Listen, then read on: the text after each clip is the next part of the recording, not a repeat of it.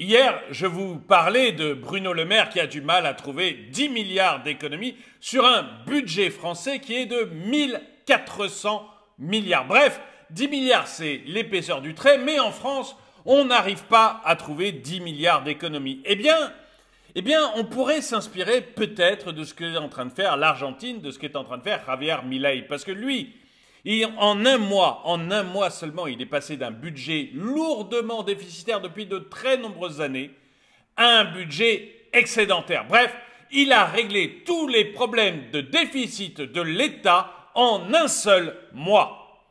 Bonjour et bienvenue dans cette nouvelle vidéo de DME en direct. Comme toujours, si vous n'êtes pas abonné, je vous suggère de le faire et de cliquer sur la cloche pour être prévenu lorsque je sors une nouvelle vidéo.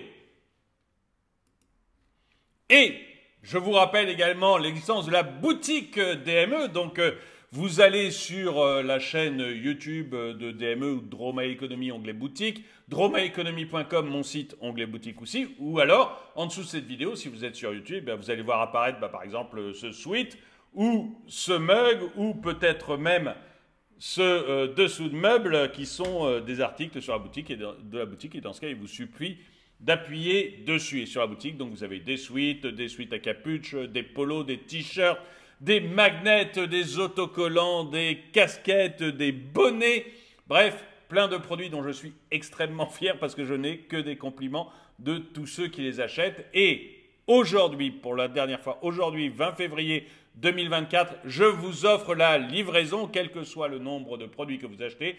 Je vous offre la livraison aujourd'hui, 20 février 2024. Donc, on va pouvoir commencer à aller voir ce qu'a fait Xavier Milei, parce que pour moi, c'est quelque chose de tout à fait à la fois surprenant et extrêmement intéressant. Javier Milei, vous savez, c'est un libertarien qui est arrivé à la tête de l'Argentine et qui s'exprime de manière assez incroyable. Vous savez, c'est le monsieur à la tronçonneuse là, qui voulait tronçonner toutes les dépenses publiques et c'est celui qui hurlait afuera en balançant des étiquettes de ministères en disant ce ministère-là je le vire, ce ministère-là je le vire, ce ministère-là je vire, afuera. Et d'ailleurs, j'ai un logo afuera sur la boutique d'ailleurs. Bon, voilà.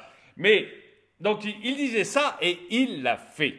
C'est-à-dire qu'en un mois, Javier Milei a profondément changé l'économie argentine et surtout profondément changé l'État. Et c'est vrai qu'on est passé d'un État qui était déficitaire depuis de nombreuses années à un État qui est créditaire. Alors on va voir que ça va quand même créer des remous. Il ne faut pas rêver, il n'y a pas de repas gratuit, je le dis très souvent.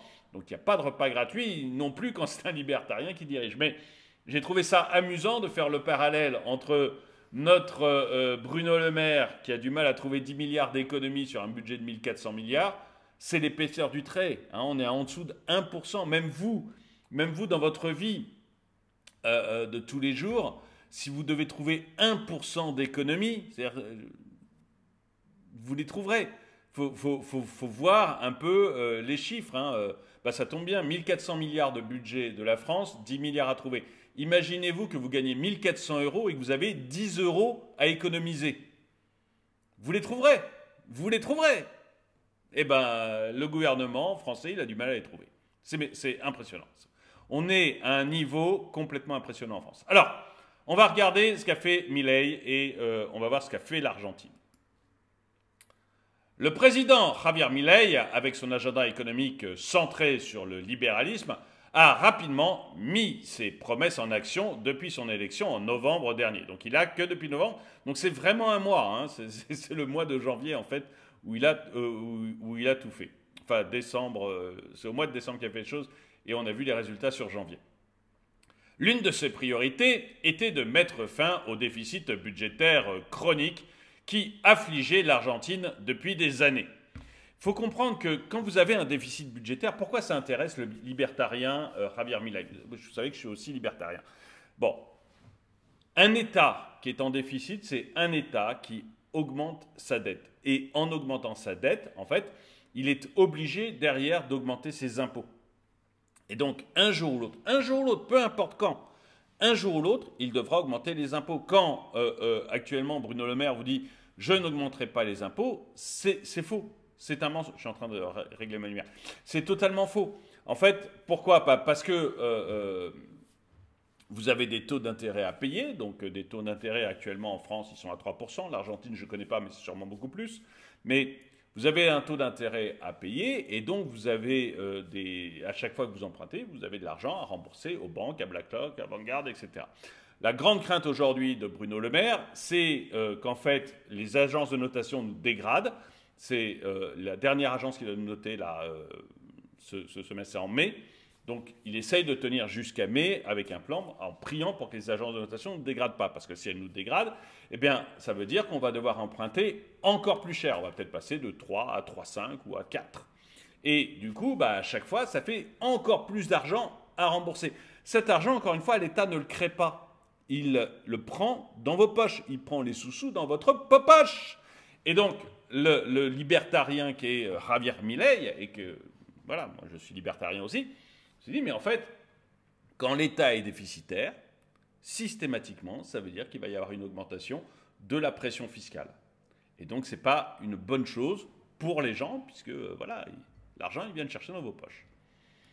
Donc, voilà pourquoi il avait cette obsession. Il faut qu'un État ne soit pas en déficit, il faut qu'il soit en équilibre budgétaire pour que ça fonctionne. Sur le long terme, évidemment. Et l'un des problèmes de la France, c'est qu'on n'a plus aucun gouvernant qui travaille sur le long terme depuis de très, très nombreuses années. Et qu'en fait, il travaille depuis des décennies. Et il travaille sur la prochaine élection. Et du coup, voilà, vous vous retrouvez avec un déficit comme on l'a en France, avec une dette de 3 000 milliards et un déficit monstrueux en France. Bon, enfin, j'ai parlé hier de la France, donc on va revenir vraiment plus spécifiquement sur Milei. L'une de ses priorités donc était de mettre fin au déficit budgétaire chronique qui affligeait l'Argentine depuis des années. Cet objectif a été atteint dès le mois de janvier, marquant ainsi un tournant significatif pour l'économie du pays. Le gars est élu en novembre, en janvier, ça y est, il n'y a plus de déficit. C'est aussi ça, un chef d'État. On verra que ça aura des conséquences lourdes pour la population. Il ne faut pas rêver non plus, parce que, comme je le disais, il n'y a pas de repas gratuit. Mais, c'est la différence entre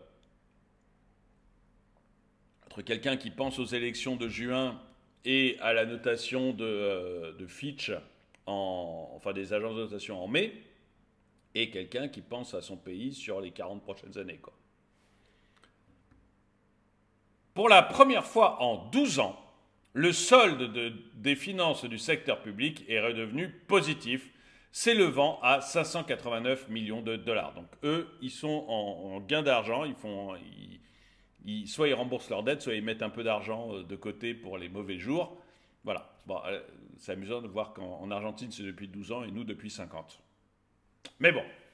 Cette réalisation remarquable a été saluée par le ministre de l'économie, soulignant qu'il s'agissait du premier excédent financier mensuel depuis août 2012. Cette réussite précoce dans la présidence de Milei témoigne de son engagement ferme en faveur de politiques économiques libérales et de sa détermination à réformer le pays. La stratégie de Milei pour réduire le déficit budgétaire implique principalement des réductions des dépenses publiques et un élément central dans l'orthodoxie économique libérale. Oui, parce que vous avez fatalement l'autre solution qui est généralement la solution adoptée en France. C'est-à-dire qu'on augmente les taxes. Alors, comme on n'a pas le droit de dire qu'on augmente les impôts, ce que l'on fait, c'est qu'on augmente la taxe d'électricité comme en janvier de cette année. Ce que l'on fait, c'est qu'on augmente des taxes chez les assureurs, on augmente des taxes vous voyez, à droite, sur votre opérateur de téléphonie, des choses comme ça.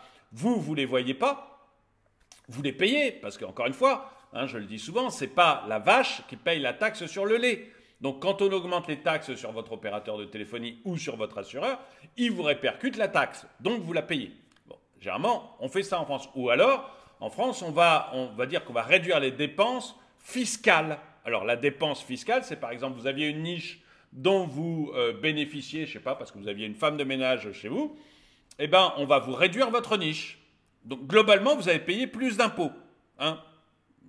Donc, il y aura plus d'impôts. Mais on pourra dire que on n'a pas augmenté les impôts, on a juste réduit la niche fiscale, même si globalement vous payez plus d'impôts. C'est ce qui permet beaucoup actuellement à dire à Emmanuel Macron ou à Bruno Le Maire, eh bien, on a baissé les impôts sur notre quinquennat. Enfin, c'est plus qu'un quinquennat maintenant, mais sur la période interne, on a baissé les impôts, alors que l'INSEE montre que la pression fiscale, le taux d'imposition en France a augmenté. On est passé de 45,1 quand Bruno Le Maire et Emmanuel Macron sont arrivés, à 45,4 en 2022. On n'a pas encore le chiffre 2023. Donc, en fait, la pression fiscale a augmenté, mais eux peuvent dire on a baissé les impôts parce qu'ils ont baissé les impôts faciaux, mais ils ont augmenté tout un tas de taxes ou réduit tout un tas de niches fiscales, ce qui fait que vous payez plus d'impôts, mais ils peuvent se targuer d'avoir baissé les impôts. Donc en fait, Milei, c'est la version totalement différente, c'est-à-dire qu'il ne va pas réduire, il ne va pas, pour lui, réduire le équilibrer, pardon, pour lui, équilibrer le budget. Pour un libertarien, équilibrer le budget, c'est pas réduire les niches fiscales. Rééquilibrer un budget, c'est pas augmenter les taxes à droite et à gauche à tous les endroits où elles ne se verront pas par le public. Pour lui, c'est réduire vraiment la taille de l'État et réduire les dépenses de l'État. Plutôt que de réduire votre niche fiscale pour la femme de ménage que vous aviez et donc vous obliger à payer plus d'impôts, eh bien, chez Milei, ce qu'on va faire, c'est qu'on va peut-être réduire les dépenses du ministère en nombre de voitures, en nombre de personnes pour préparer les repas du ministre, etc. Donc, on va réduire la taille de tout ça. Vous voyez, c'est une philosophie qui est complètement différente, en fait. En fait, vous avez d'un côté une philosophie socialiste qui est on va augmenter les impôts sans le montrer. Je suis désolé, mais quand on arrive à 45,4% de taux d'imposition sur le PIB et un État qui représente, je crois, c'est 56 ou 58% du PIB, on est dans un pays socialiste. Hein. Si l'État représente à lui seul plus de la majorité du PIB, je ne vois pas comment on peut dire qu'on n'est pas dans un État socialiste. Si un État est celui qui prélève le plus d'impôts et de taxes au monde, dans l'OCDE, hein, dans les pays c'est quand même 175 pays, de l'OCDE, eh bien, on ne peut pas dire que ce n'est pas un pays socialiste. Je suis désolé. Donc, c'est la différence, je pense, entre un pays socialiste et un pays libertarien. Donc, réduction drastique de la dépense publique. Malgré les obstacles, et pas de la dépense fiscale, comme en France, où réduire la dépense fiscale, c'est tout simplement vous piquer plus d'argent. Hein. Parce que voilà, une dépense fiscale, c'est une niche, je sais pas, les frais de garde de vos enfants, les trucs comme ça, c'est une dépense fiscale pour eux. Bon, malgré les obstacles rencontrés au Congrès pour obtenir le soutien complet à ces initiatives, le président a réussi à mettre en œuvre des économies substantielles en supprimant ou en réduisant certaines dépenses relevant du pouvoir exécutif. Des mesures telles que la suppression de subventions accordées aux entreprises des secteurs du transport et de l'énergie, ainsi que la réduction des transferts financiers vers les régions ont été mises en place. Alors, ça a fatalement, je pense qu'on en parle après dans l'article, mais ça a fatalement après une répercussion. C'est-à-dire que si je ne subventionne pas, si je réduis, moi en tant qu'État, les subventions à la RATP, par exemple, ceux qui vont acheter un billet RATP vont l'acheter plus cher. Ça, c'est fatal. Maintenant, est-ce qu'il est normal que quelqu'un de Toulouse ou de Corrèze paye des impôts pour financer la RATP? C'est une question qu'on peut se poser. Est-ce que c'est normal que quelqu'un qui habite en banlieue parisienne mais qui n'utilise jamais la RATP paye pour subventionner la RATP? C'est une véritable question qu'on peut se poser. Et cet exemple, on peut prendre pour la SNCF. L'État dépense 20 milliards. J'ai fait une vidéo récemment sur la SNCF, donc je connais un peu mieux les chiffres. Mais l'État dépense en tout 20 milliards pour la SNCF tous les ans. On a épongé en 2018 totalement leurs dettes. Je crois que c'est 40 milliards. Donc l'État a fait un chèque de 40 milliards déjà en 2018. La SNCF s'était engagée à ce moment-là à se réformer pour ne pas recréer de la dette. Elle n'a rien réformé du tout, rien changé. Et tous les ans, l'État et les collectivités locales donnent 20 milliards à la SNCF. Est-ce que c'est normal si vous ne prenez jamais le train, que l'on vous prélève les impôts pour donner 20 milliards à la SNCF, qui vont profiter majoritairement, qui vont profiter à ceux qui utilisent la SNCF. Et même chose, quand on voit les régimes spéciaux des conducteurs, des roulants, etc., ils ont des régimes spéciaux gigantesques, absolument gigantesques, qui partent à la retraite 10 ans avant vous, avec des très très bonnes retraites. Est-ce que c'est normal que vous ayez à financer ça? Donc, vous voyez, et donc Milei, dans son idée, dit, bah non, c'est pas normal que l'État finance le train, c'est pas normal que l'État finance le métro. Alors, évidemment, ça va augmenter le prix du billet de métro, et évidemment, ça va augmenter le prix du ticket de train. Mais si vous l'utilisez pas, et si vous l'utilisez, c'est normal que vous payiez le véritable prix. C'est normal que vous payiez le réel prix du train si vous utilisez le train. Il n'y a pas de raison que ma femme de ménage, par exemple, qui ne part jamais en vacances, paye une partie du billet de train que moi j'utilise pour aller au sport d'hiver à Chamonix.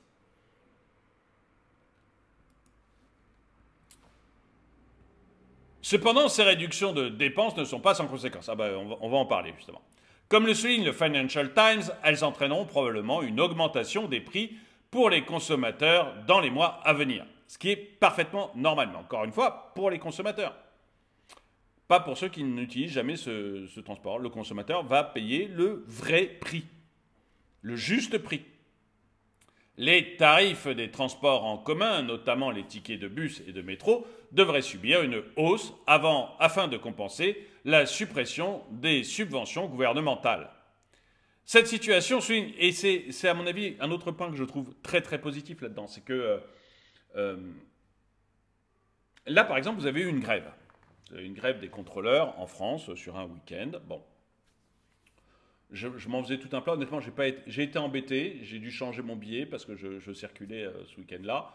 Bon, ça s'est quand même bien passé. Ça a été un petit peu galère sur leur site internet, mais ça s'est relativement bien passé. Bon, mais il faut une grève. Il faut une grève pour que l'État leur donne plus de sous-sous. Bon, est-ce qu'ils feraient la même grève si c'était vous qui payez? C'est-à-dire, si vous voyez déjà le prix du billet et que les contrôleurs se mettent en grève et que ça va vous coûter encore plus cher le billet. Là, ça vous énerverait. Le fait que ça passe par l'État, vous savez, c'est comme l'État tout à l'heure qui passait par les compagnies d'assurance et votre opérateur de téléphonique pour vous prendre des taxes que vous ne voyez pas. Là, en fait, les contrôleurs SNCF, et puis j'ai appris qu'il allait y avoir une nouvelle équipe qui allait de nouveau être en grève d'ici quelques week-ends, donc ça va être reparti pour des grèves. C'est la même chose, en fait. Ils essayent de prendre des sous-sous à l'État. Comme ça, vous ne vous apercevez pas que pour vous, c'est des augmentations d'impôts, quoi.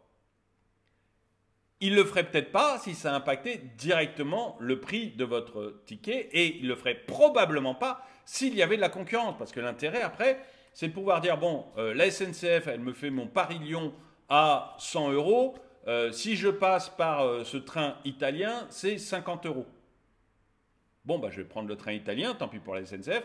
Je parle de ça parce que je l'ai vraiment fait une fois, enfin mes enfants, mais je le dirai tout à l'heure.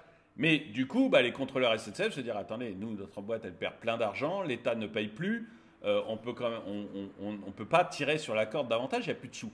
Donc voilà, ça les calmerait probablement pour les grèves. Et mon exemple du train italien est un bon exemple parce que c'est l'un des rares tronçons sur lequel la SNCF est en concurrence.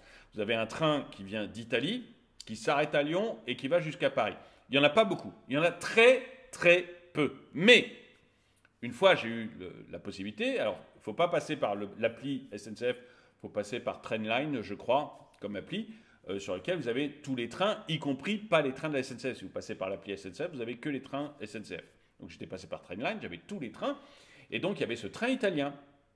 Et j'avais mes enfants à faire monter à Paris, deux ados, à faire monter à Paris en TGV. Et ben, j'ai pris le train italien, aussi rapide que le TGV, hein, la durée est la même. À l'intérieur, a priori, c'était mieux que le TGV. A priori, après, les goûts sont relatifs, mais mes enfants ont trouvé que c'était mieux que le TGV à l'intérieur. C'était la même vitesse, mais le prix, c'était 2 fois moins cher. 2 fois moins cher. À partir de là, qu'est-ce que vous voulez voilà, si vous avez ce choix-là qui est donné, eh ben, effectivement, je pense que la position de Milei devient bonne, c'est-à-dire que les gens, après, ont le choix du prix du billet de train.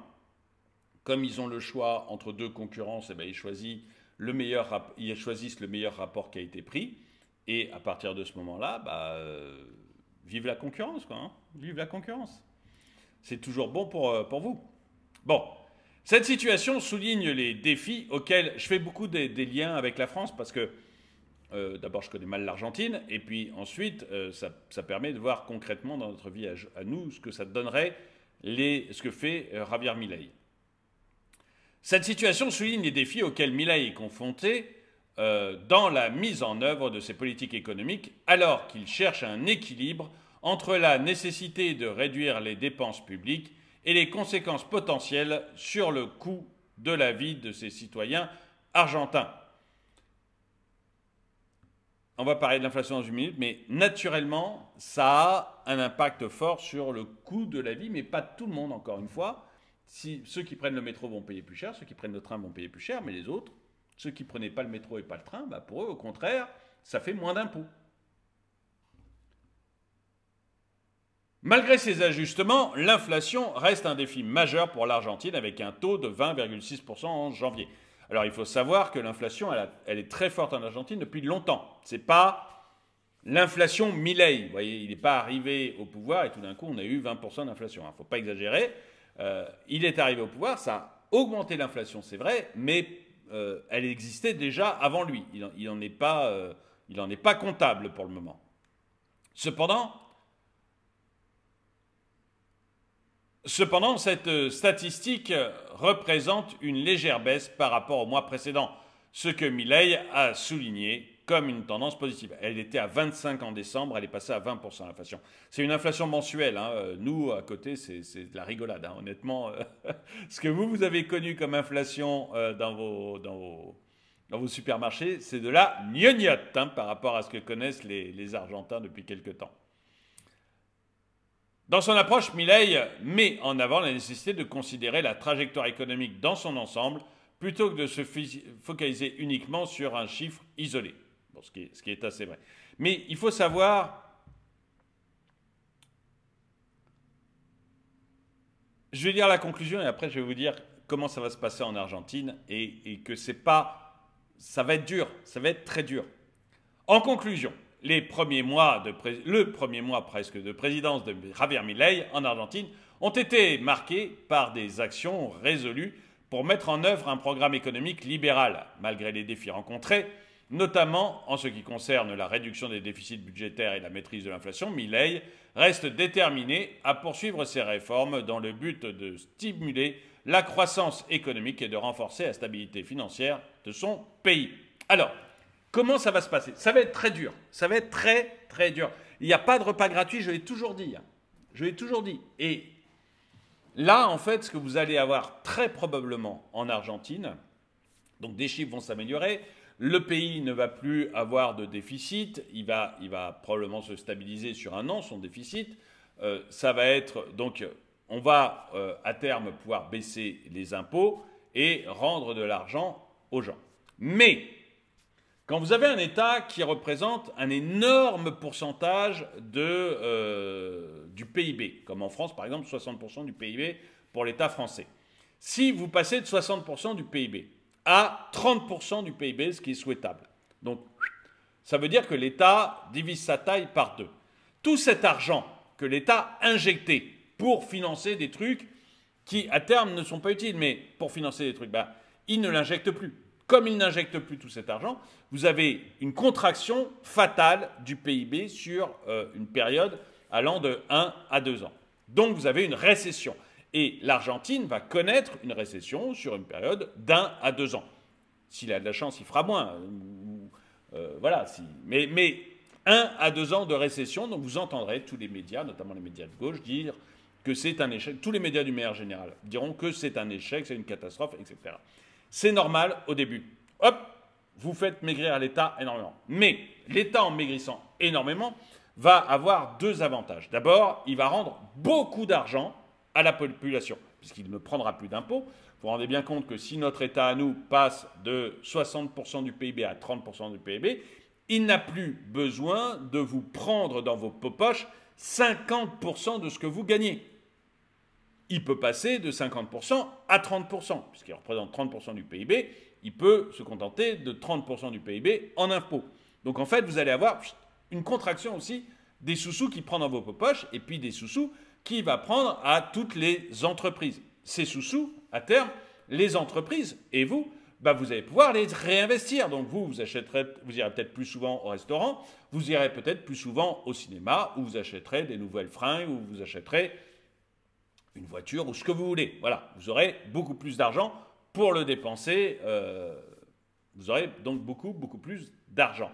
Les entreprises elles-mêmes, qui seront beaucoup moins ponctionnées, auront beaucoup plus d'argent. Et comme elles auront beaucoup plus d'argent, soit elles distribueront cet argent à leurs actionnaires, soit, mais les actionnaires, encore une fois, c'est pas Oncle Picsou qui a une piscine pleine de pièces d'or, hein, c'est des gens qui vont dépenser cet argent. Donc, soit elles distribueront cet argent, elles pourront augmenter leurs salariés, qui évidemment, voyant qu'il y a beaucoup plus d'argent dans l'entreprise, viendront taper à la porte du chef d'entreprise et dire « et nous, et nous, et nous ».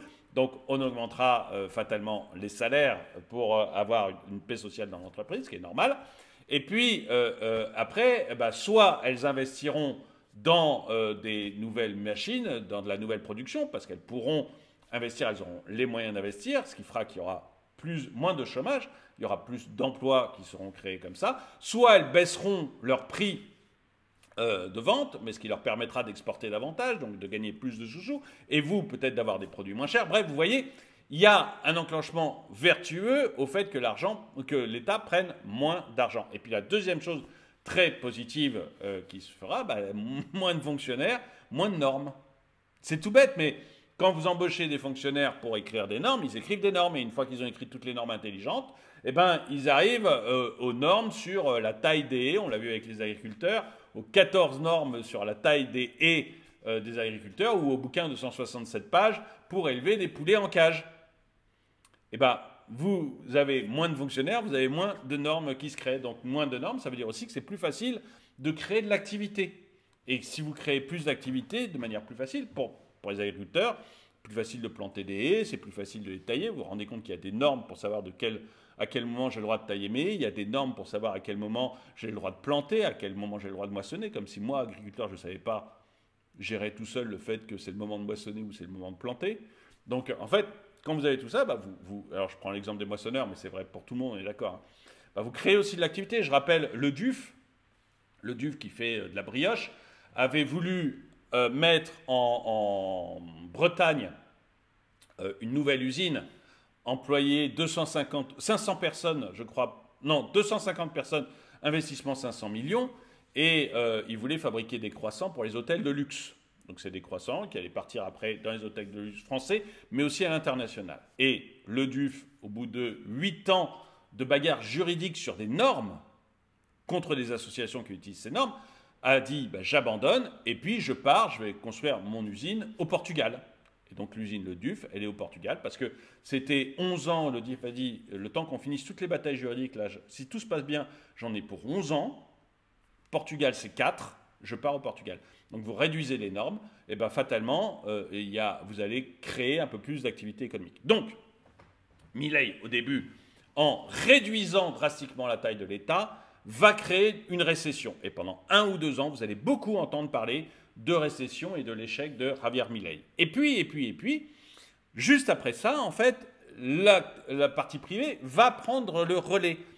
Les baisses d'impôts, comme je vous l'ai expliqué, plus de sous-sous dans vos poches, plus de sous-sous dans les poches des entreprises. Donc les baisses d'impôts et puis les baisses des réglementations qui vont permettre aux entreprises d'être plus efficaces, d'avancer plus vite. Et donc, alors on peut me dire que non, qu'il y a des réglementations essentielles, mais enfin, si elles étaient essentielles, on les aurait aussi au Portugal. Je veux dire, le Portugal, c'est pas c'est pas la poubelle du monde, hein, donc voilà, faut arrêter de nous casser les pieds avec ces normes. Donc en fait, voilà, le secteur privé va prendre le relais, ça va prendre 1 ou 2 ans, et après ça va aller beaucoup plus vite. Et vous allez voir, après la croissance du Portugal, pardon, de l'Argentine, la croissance de l'Argentine, beaucoup, beaucoup plus rapide, et on va être là comme des envieux à se dire, mais la vache, ils y arrivent bien en Argentine. Et évidemment, la plupart des gens de gauche me diront, non mais l'Argentine, c'est pas la France. C'était considéré comme tel en 1900. Je fais juste cette remarque, l'Argentine était considérée comme l'un des 10 pays les plus prometteurs en 1900, au même titre que la France. Et puis ils se sont écroulés à cause d'un siècle quasiment de socialisme qui les a complètement ruinés. Voilà. Bon. Eh bien écoutez, d'abord j'aimerais remercier, je veux remercier Marie de Mams TV, vous savez que c'est une de mes abonnées qui a aussi sa chaîne YouTube. Donc je remercie Marie de Mams TV qui m'a envoyé l'article qui m'a permis de faire cette vidéo. Je vous mets un lien dans la description pour que vous puissiez aller voir sa chaîne si vous voulez. Je vous remercie, si vous allez sur ma boutique DME, n'oubliez pas aujourd'hui la livraison, aujourd'hui seulement. La livraison est offerte. En tout cas, merci d'avoir regardé cette vidéo. Mettez-lui un pouce vers le haut, commentez-la, partagez-la. Merci à tous ceux qui soutiennent la chaîne. Et moi, je vous dis à très bientôt.